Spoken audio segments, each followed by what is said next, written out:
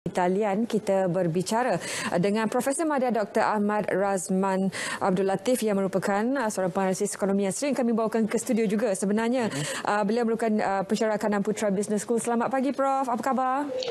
Selamat pagi Zaliha dan Ismail. Ya, terima kasih Prof. Madya. Ini satu perkembangan yang menarik untuk kita kongsikan. Apa yang diumumkan oleh Amat Berhormat Perdana Menteri itu jangkaan untuk kita melihat ada beberapa fasa yang akan dilaksanakan, khususnya dalam melihat ia bersangkut paut dengan program imunisasi COVID-19 kebangsaan dan banyak bergantung kepada peratusan imuniti kelompok. Jadi dalam perihal ini, apa yang boleh dijangkakan? Apakah imuniti ataupun imunisasi COVID-19 ini difahamkan sebagai exit strategi kerajaan dalam menepani pandemik COVID-19, Prof. Madya? Ya, apabila kita mendengar yang diumumkan oleh Perdana Menteri kita semalam berkaitan dengan pelan pemulihan negara yang kali ini kita lihat bergantung kepada data dan statistik terutamanya dari segi kadar jangkitan, dari segi kapasiti penggunaan katil di ward ICU dan juga yang penting itu iaitu peratusan rakyat kita yang mendapat vaksinasi. Saya melihat ini adalah satu langkah yang kerajaan boleh lakukan kerana kalau tahun lepas kita tidak lagi ada program vaksinasi, tetapi kali ini kita boleh menyandarkan pemulihan berdasarkan nilai ambang ataupun threshold tertentu, terutamanya vaksinasi tersebut. Kerana kalau kita lihat sebagai contohlah di Amerika Syarikat pada awal tahun ini kadar jangkitannya amat tinggi, 300,000 kes sehari, tetapi Amerika Syarikat telah merupakan satu negara yang melancarkan program imunisasi yang amat cepat, menyebabkan kadar jangkitan sekarang bulan Jun jatuh kepada 10,000 dan membolehkan ekonominya kembali mencatatkan pertumbuhan positif pada suku tahun pertama 2021. Dan kita juga perkara yang sama berlaku kepada United Kingdom kerana di antara negara di Eropah yang mempunyai kadar vaksinasi yang amat tinggi menyebabkan kejatuhan yang amat ketara dari segi kejangkitan, dan sektor ekonomi di negara tersebut juga boleh dibuka. Dan kita lihat apabila kadar jangkitan menjadi minimum, maka ekonomi ataupun pertumbuhan KDNK di setiap negara itu kembali menjadi positif seperti di negara Australia dan juga Singapura. Dan inilah yang kita mahukan apabila kita dapat memastikan bahawa imuniti kelompok itu dapat dicapai dengan cepat, maka banyak sektor ekonomi dapat dibuka dan menjana pertumbuhan positif ekonomi untuk tahun ini. Yeah. Prof sebut tentang Australia, perlu juga kita kongsikan di sini bila mana baru saja 2 minggu lepas Victoria kembali lockdown. Tapi dalam tempoh tersebut 2 minggu lepas itu dibuka kembali, boleh dine in walaupun ada jarak 25 km untuk mereka ke mana-mana. Bagaimana kecepatan transisi itu boleh diaplikasikan di sini?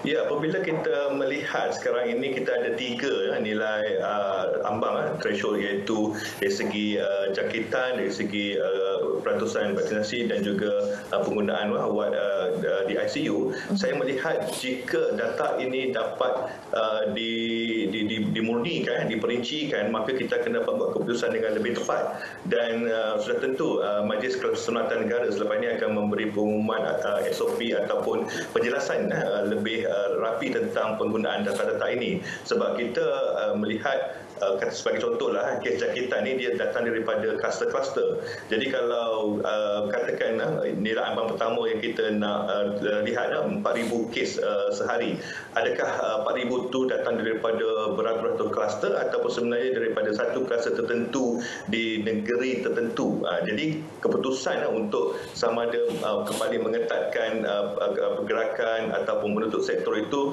harus bertumpukan kepada data-data informasi yang lebih terperinci. Kita tak nak tengok jumlah yang besar macam itu saja. Sebenarnya saya lebih berharap kita membuat data mining ataupun mengkaji lebih teliti data-data ini sebelum kita buat keputusan yang sepatutnya. Ya, Prof, ini satu perkara yang perlu untuk ditarifkan semula tentang sektor sosial yang disebutkan dalam ucapan oleh Amat Berhormat Tan Sri Muhyiddin Yassin. Apakah sebenarnya pemahaman sektor sosial? Kerana kita banyak mendengar tentang sektor ekonomi dan juga essential services. Namun sektor sosial ini mungkin satu perkara yang perlu diperjelaskan dan juga diberikan pendefinisian lebih lanjut tentang apakah aktiviti digambarkan dalam sektor sosial. Ya, kalau kita menyebut sektor sosial ialah sektor yang melibatkan keramaian ataupun banyak individu yang berkumpul di satu tempat sekaligus. Ianya adalah berisiko tinggi untuk jangkitan COVID-19 itu berlaku. Contoh-contoh yang kita boleh lihat seperti sektor pendidikan, sukan, hiburan, pelancongan dan juga rekreasi. Dan itu sebabnya kita lihat pada masa sekarang kesemua sektor-sektor ini majoritinya ditutup, dihadkan operasinya kerana ianya adalah apa yang kita anggap amat berisiko tinggi. Namun apabila kita berjaya melepasi beberapa nilai ambang ini, kita berharap kebanyakan sektor-sektor ini akan mula dibuka. Kalau lihat anggaran, kemungkinan pada mungkin fasa yang ketiga apabila kita mula memperolehi jangkitan kurang daripada 2,000 dan mungkin kebanyakan sektor ini akan boleh dibenarkan dibuka dengan secara berperingkat. Dan bagi sektor-sektor yang kalau dilihat November, Disember agak kejauhan lah bagi sektor pelancongan khasnya, Prof. Madia, apa barangkali perancangan ataupun persediaan yang mereka boleh buat memandangkan itulah timeline yang telah pun diberikan? Ya, bila sebut pelan pemulihan ni sebenarnya ramai yang mengharapkan pelan pemulihan itu merangkumi semua dari segi pemulihan kesihatan, pemulihan ekonomi, pemulihan dari segi sosial dan juga pemulihan dari segi modal insan. Kita lihat ramai yang masih terkesan kehilangan pekerjaan dan sektor-sektor sosial ini sebenarnya dah terkesan teruk sejak daripada tahun lepas hingga sekarang. Dan kalau nak tunggu mereka dapat beroperasi pada akhir tahun ini, saya berharap jugalah ada selepas ini pelan rancangan yang seterusnya untuk membantu mereka menangani kos operasi ataupun kos sara hidup ramai pekerja yang kehilangan pekerjaan. Dan sekarang pun ada isu mungkin M40 akan menjadi B40 sebab masih lagi orang kata terkesan. Kalau kita lihat pelan rancangan yang terkini Permekasa Plus ini bersifat jangka masa pendek, mungkin bantuan setakat 1 bulan subsidi upah, 3 bulan moratorium untuk terjejas, tetapi kita bercakap tentang pemulihan yang akan kata bermula ataupun sektor akan di mana akan dibuka pada September atau Oktober. Maka daripada sekarang, daripada Jun hingga mungkin Oktober, perlu ada satu lagi orang kata penerangan yang lebih jelas di bawah pelan pemulihan negara ini. Bagaimanakah sektor-sektor ini mampu kekal bertahan sehingga mereka dibenarkan beroperasi secara normal. Ya. Alang Prof dah bercakap tentang sektor-sektor yang dibenarkan beroperasi. Kalau kita tengok kepada fasa itu, apa yang dijangkakan adalah memberikan kebenaran kepada sektor sosial dulu dah dibuka, kemudian pergerakan rentas negeri. Mungkin ini persoalan yang perlu untuk kita bawakan suara rakyat tentang bagaimana perancangan yang akan dibuat oleh perniagaan ataupun sektor pelancongan ataupun mereka yang terjejas seperti IKS, kerana mereka juga perlu membuat perancangan perniagaan mereka. Mereka juga perlu membuat perancangan untuk 6 bulan akan datang. Adakah untuk menutup, mengecilkan perniagaan ataupun membuka perniagaan bersandarkan kepada pelan pemulihan negara. Jadi apakah pelan pemulihan negara ini boleh menjadi rujukan kepada perniagaan-perniagaan IKS, industri-industri yang terjejas dalam merancang aspek perniagaan mereka dalam 6 bulan mendatang, Prof?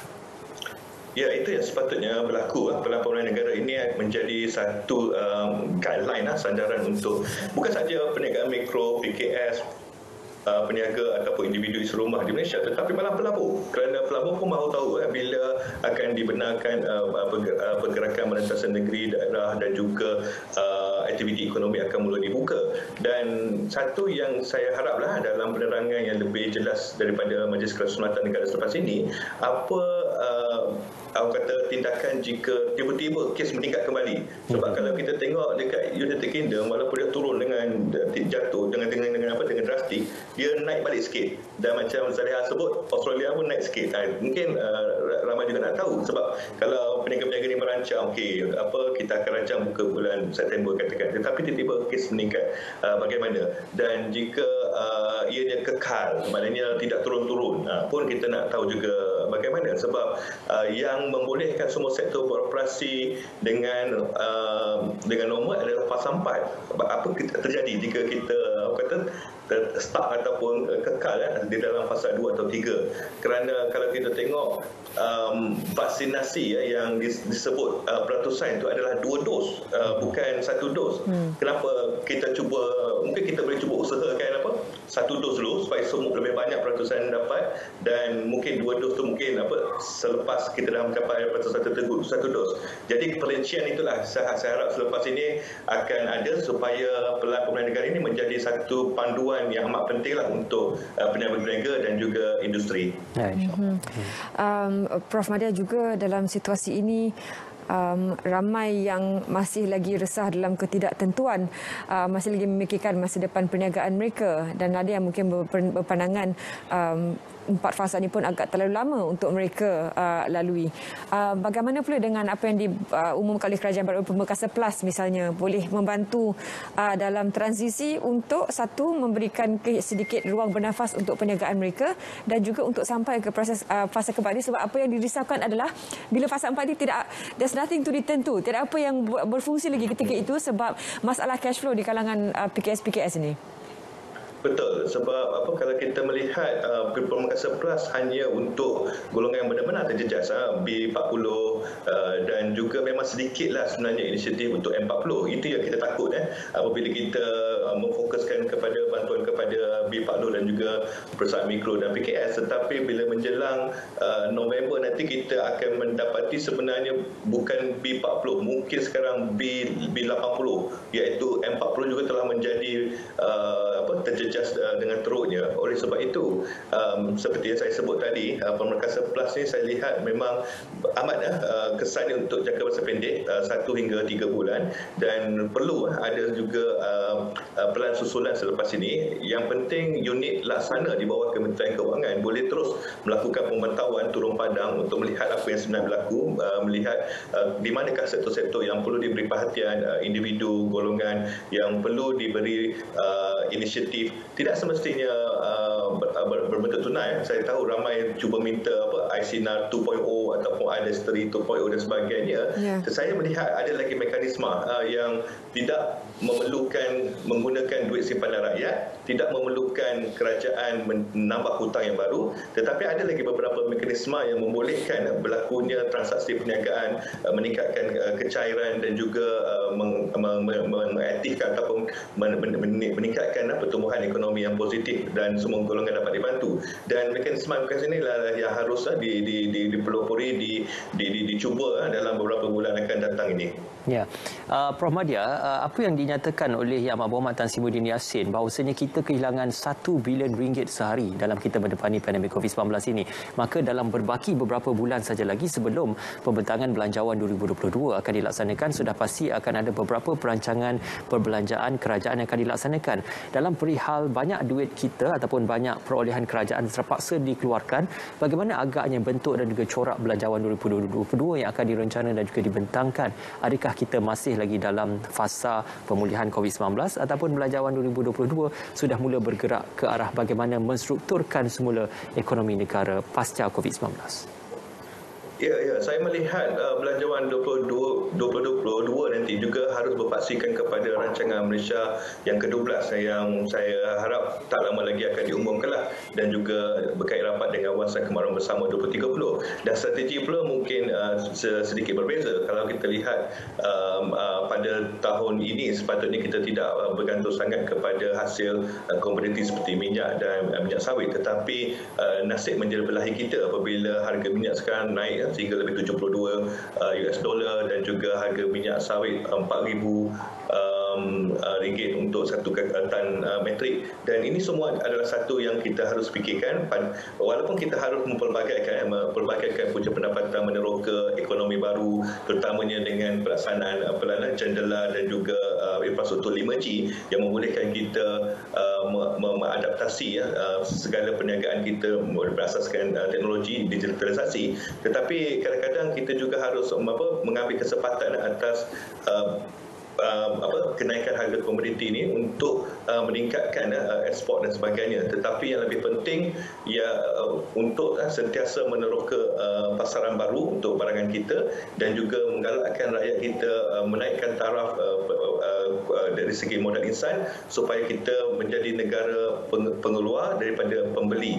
Dan sektor kesihatan sebenarnya mungkin satu sektor yang kita boleh tumpukan, bukan saja kita nanti menjadi negara pembeli vaksin, tetapi juga negara yang akan mampu mengeluarkan vaksin, menyediakan perkhidmatan kesihatan yang terbaik di rantau Asia, dan itulah satu peluang yang kita perlu ambil dalam belanjawan 22 untuk tahun depan. Dan kejayaan ataupun kebolehan ini dilancarkan, fasa-fasa pemulihan ini memerlukan sistem kesihatan yang berfungsi dengan baik, dan dengan kapasiti sekarang daripada 104 turun 97%, ini semua angka-angka yang sangat tinggi dan menyukarkan proses ekonomi itu untuk kembali berangsur pulih seperti biasa. Jadi apa yang kita boleh pelajari dalam situasi ini berhubung dengan kesediaan sistem kesihatan kita, Doktor?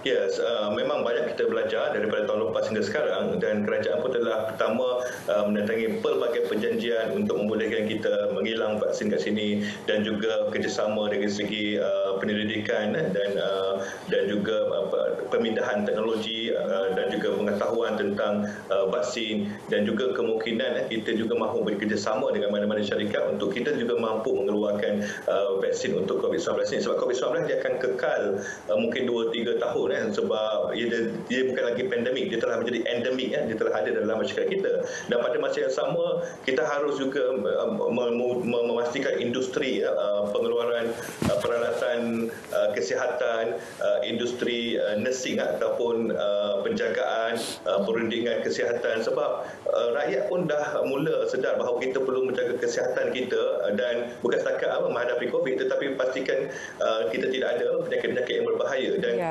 ataskan sebab kesedaran ini, maka kita harus ada industri yang kukuh untuk menampung kehendak rakyat, dan pada masa sama kita juga boleh memberi perkhidmatan ini kepada negara-negara di serantau Asia. Ya, Prof. Madya, saya juga ingin mendapatkan respon daripada Prof. Madya berkaitan tentang kenyataan Yang Berhormat Tengku Datuk Seri Zafrul, Menteri Kewangan, berkaitan tentang kadar pengangguran dalam negara dalam kita mendepani pandemik COVID-19.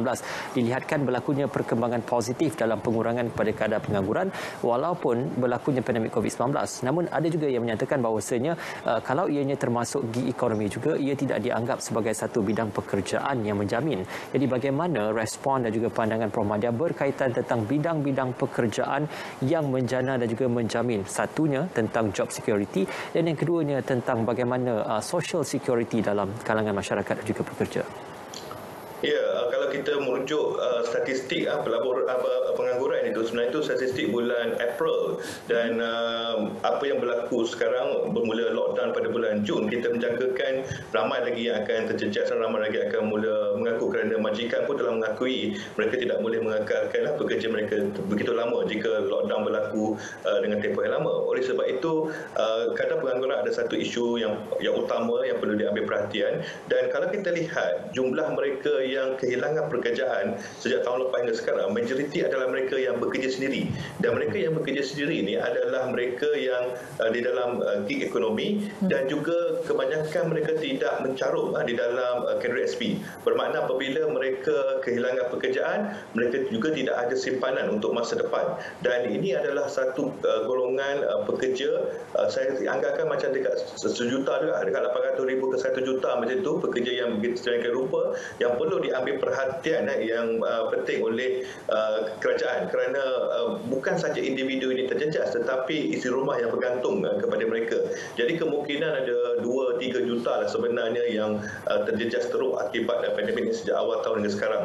Maka tumpuan bukan sahaja kita lihat kepada 500,000 ataupun 700,000 yang tengah menganggur sekarang, tetapi sebenarnya mereka yang masih lagi bekerja sendiri dan mengharapkan pendapatan seharian, dan mereka harus diberikan perlindungan sosial, bermakna kempen untuk menggalakkan mereka mencarum, bantuan untuk mereka terus melaksanakan kehidupan mereka sehari-harian apabila pendapatan terputus juga harus difikirkan. Dan golongan inilah sebenarnya yang saya lihat haruslah diberi tumpuan. Sedikit kesimpulan, barangkali juga peranan institusi perbankan, apa yang mereka boleh lakukan dalam fasa pemulihan ini, dan sejauh mana peranan yang mereka boleh lakukan memandangkan mereka ni antara yang mendapat keuntungan setiap tahun dalam apa juga keadaan ekonomi sekalipun. Ya, setiap suku tahun keuntungan berbilion diumumkan oleh setiap bank komersial tempatan, dan bermakna tidak ada masalah untuk mereka memberi moratorium automatik kepada mereka yang benar-benar terjejas. Sebenarnya saranan saya sebelum ini ialah bagi mereka yang telah memohon sebelum ini untuk menstrukturkan pembayaran, untuk memohon moratorium, mereka ni harus diberi moratorium automatik 6 bulan ke 9 bulan ke, sebab mereka memang telah datang kepada bank untuk minta bantuan. Jadi mereka harus diberi moratorium automatik. Selain mereka yang meminta permohonan baru, mereka juga patut diberi bantuan. Selain itu, bukan saja moratorium bank, moratorium cukai taksiran, moratorium sewaan bangunan, dan juga mungkin moratorium untuk bil utility. Ini saya menunjuk kepada PKS dengan mikro, kerana mereka bukan saja berhutang bank, tapi kos operasi seperti itu harus juga difikirkan. Dan semua ini tak melibatkan duit kerajaan, melibatkan agensi-agensi tertentu, dan sebenarnya boleh dilakukan. Ya, dan juga sebenarnya pemberi pinjaman kredit juga boleh mengambil inisiatif ini dalam memberikan moratorium kepada mereka yang terjejas. Terima kasih diucapkan kepada Prof. Mahdia Dr. Ahmad Azman Abdul Latif, penganalisis ekonomi, pensyarakanan Putra Business School PBS, kerana bersama dengan kami pada pagi ini. Terima kasih Prof. Mahdia. Sama-sama. Ya, alhamdulillah. Satu perkembangan yang boleh kita